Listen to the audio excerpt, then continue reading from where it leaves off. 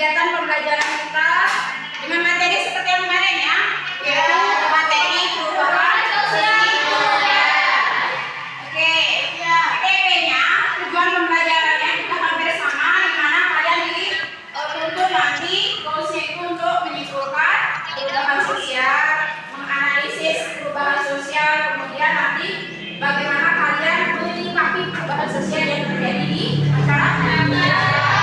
Itu goals dari tujuan dari untuk menguatkan pengetahuan kalian tentang materi kita yang kemarin. Ibu punya permainan untuk kalian hari ini, di mana di taman ibu sudah ada catatan kartu soal dan jawabannya.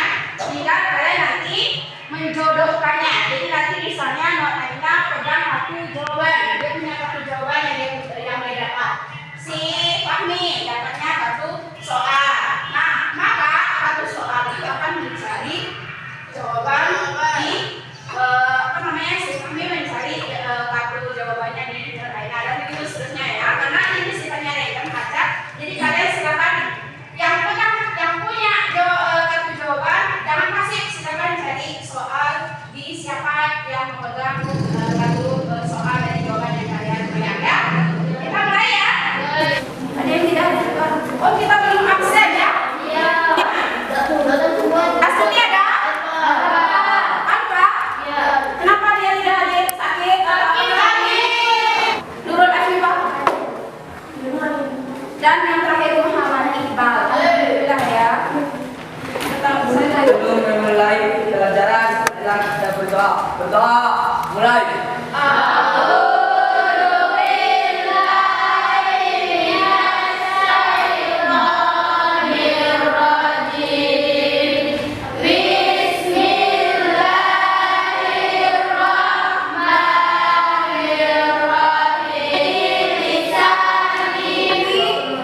Buka sekarang kartu soalkah yang kalian dapat atau kartu jawabankah yang kalian dapat? Atau kalian maju ke depan semua sekarang? Maju ke depan semua. Berdiri di sini. Biar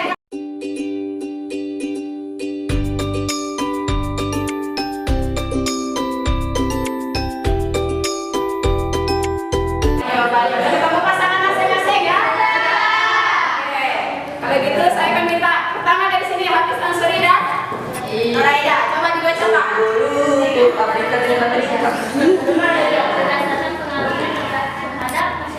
Oke, jawabannya adalah perubahan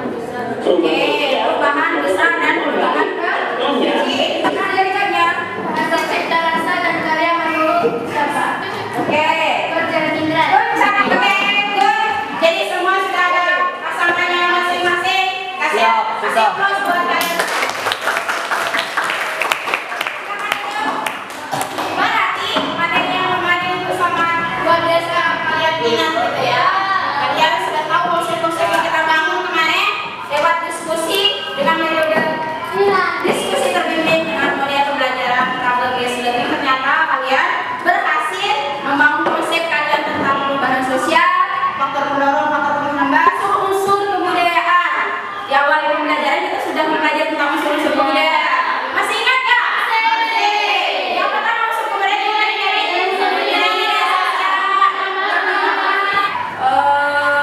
nonton drama yang kalian suka. Ternyata ada idol yang kalian suka di sana. Ada tokoh yang kalian suka, yang kalian gemari. Kemudian kalian terapkan dalam diri kalian. Maka itu secara tidak langsung kalian menerapkan pola perilaku negara lain atau orang lain. Contohnya langsung itu.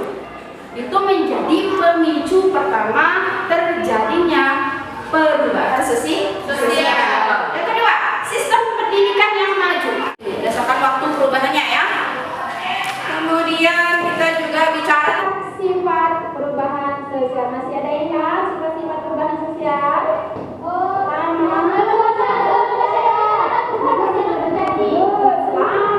Masih ada masyarakat, maka perubahan mutlak terjadi. Ya, selanjutnya saya akan tampilkan kalian itu sebuah video contoh kasus tentang perubahan sosial yang terjadi di masyarakat.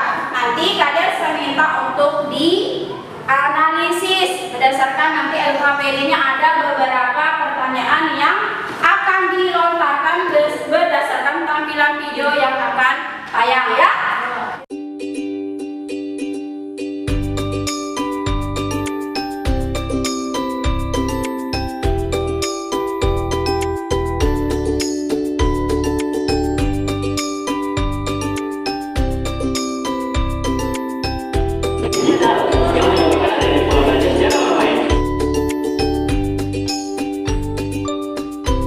Oke, silakan kalian kerjakan soal di LKPD tersebut ya.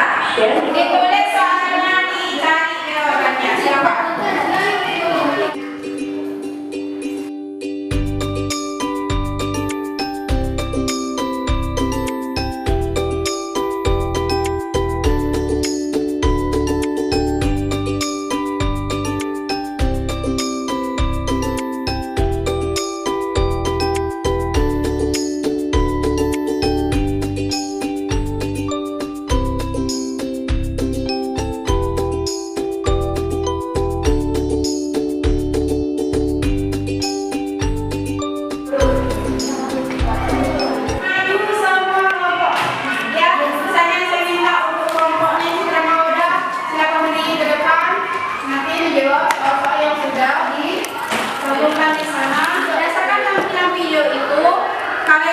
Perintahnya adalah kalian mengamati video yang ditayangkan itu berdasarkan contoh kasus kegiatan perubahan sosial budaya. Kemudian saya sudah bagikan lembar aktivitas kepada kalian.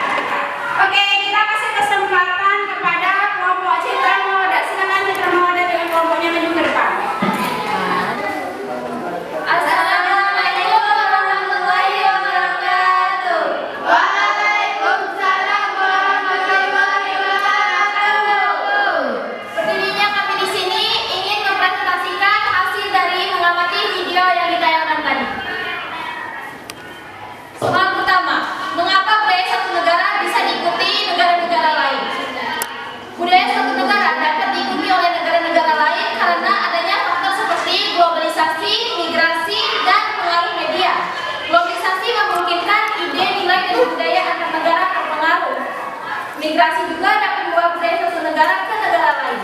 Selain itu, interaksi budaya antar negara-negara lain dapat mempengaruhi adopsi budaya, mempengaruhi media seperti film, musik, dan internet.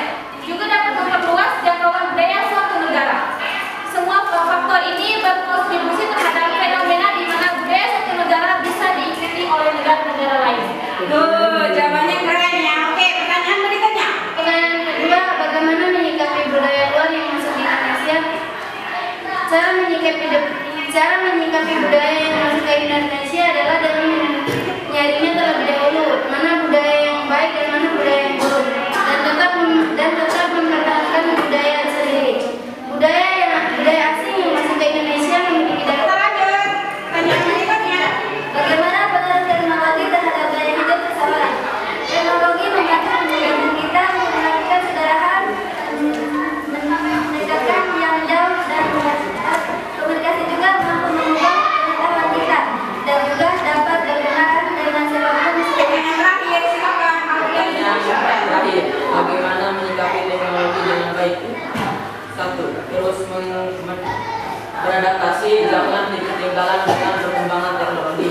2. Memanfaatkan teknologi secara optimal untuk memudahkan hidup kita dan orang lain. 3. Gunakan teknologi dengan baik dan hindari adu gengsi. Citra Moda, kasih aplaus buat kelompok Citra Moda. Silakan ditutup, Citra.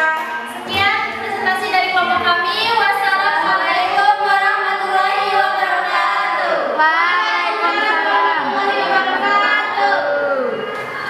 Assalamualaikum warahmatullahi wabarakatuh. Waalaikumsalam warahmatullahi wabarakatuh. Kami dari kelompok 3 ingin mempresentasikan hasil kerja kelompok kami. Pertanyaan pertama, mengapa budaya suatu negara bisa diikuti negara-negara lain? Keterlibatan masalah kebudayaan dalam hubungan internasional seringkali diingat sebatas performa kesenian seperti kegiatan lawatan kesenian atau pekan kesenian negara-negara asing. Jika dilihat lebih jauh, kita akan menemukan bahwa sebenarnya relasi kebudayaan dalam hubungan internasional sebagian besar merupakan masalah kebudayaan. Seperti halnya kita berinteraksi dengan sesama. Pertanyaan kedua, bagaimana menyikapi budaya luar yang masuk ke Indonesia? Menyaring budaya asing yang akan masuk ke Indonesia dan disesuaikan dengan nilai, norma, dan keyakinan, memahami dan melestarikan budaya dalam negeri. Berikut beberapa cara dalam menyaring budaya asing yang masuk. 1. Menambah wawasan sehingga mampu berpikir kritis. 2. Pertanyaan ketiga, bagaimana pengaruh teknologi terhadap gaya hidup seseorang? Menandakan manusia telah berubah dari waktu ke waktu. Teknologi telah menjadi bagian dari kehidupan manusia saat ini. Tidak dapat dipungkiri, perkembangan teknologi yang sudah pesat ini telah membawa perubahan yang sangat besar bagi manusia. Dibandingkan dengan zaman dahulu, sebelum teknologi berkembang pesat, tanpa kita sadari. Assalamualaikum warahmatullahi wabarakatuh. Waalaikumsalam warahmatullahi wabarakatuh. Masih semua. Tampilan kalian berdasarkan tayangan video dengan jawaban yang kalian berikan itu relevan ya, sangat sesuai dengan kondisi di mana perubahan sosial yang terjadi di masyarakat terkait dengan poin-poin pertanyaannya yang sudah Ibu bagikan ke kalian. Yang pertama, mengapa budaya suatu negara bisa diikuti oleh negara-negara lain? Jawaban yang bisa Ibu tangkap dari keseluruhan kalian itu yang pertama, karena budaya itu istilahnya itu harus ada komunikasi, harus ada interaksi, harus ada apa lagi di sana supaya budaya suatu negara itu bisa dengan mudah diterima oleh negara lain. Tentunya budaya itu harus yang sesuai dengan nilai-nilai dari budaya yang bersangkutan. Ya, selama nilai itu sesuai dengan nilai-nilai dari suatu negara, contoh katakanlah Indonesia, kita punya fondasi. Fondasi kita adalah dasar kita adalah Pancasila. Selama masih sesuai dengan Pancasila nilai-nilainya, maka budaya asing yang masuk kita welcome ya, kita terima dengan baik. Tetapi kalau sudah dan yang terakhir, bagaimana kalian menyikapi perkembangan teknologi dengan baik? Caranya adalah secara maksimal. Kenapa? Nur? Memanfaatkan teknologi secara maksimal. Memanfaatkan dengan cara maksimal. Apalagi? Meningkatkan efisiensi dan Efisiensi dan produktivitas. Kemudian apa lagi? Berorientasi dan jangan ketinggalan dengan kemajuan teknologi. Kita nggak boleh ketinggalan dengan kemajuan teknologi. Oke, bagian terakhir dari kegiatan pembelajaran kita setelah kita sudah menjawab pertanyaan yang sudah ditampilkan lewat tayangan video. Perubahan sosial yang kita pelajari hari kemarin dengan yang sekarang itu akan berdampak besar terhadap kehidupan kita. Ya, dampaknya akan luar biasa. Sekali lagi saya bilang ke kalian, kalau misalnya kita tanamkan mindset berubah itu di diri kita, maka yang akan terjadi dalam hidup kita ke depan itu adalah progres, kemajuan. Tapi sebaliknya, kalau kita tidak berubah mindset kita bahwa saya ingin berubah yang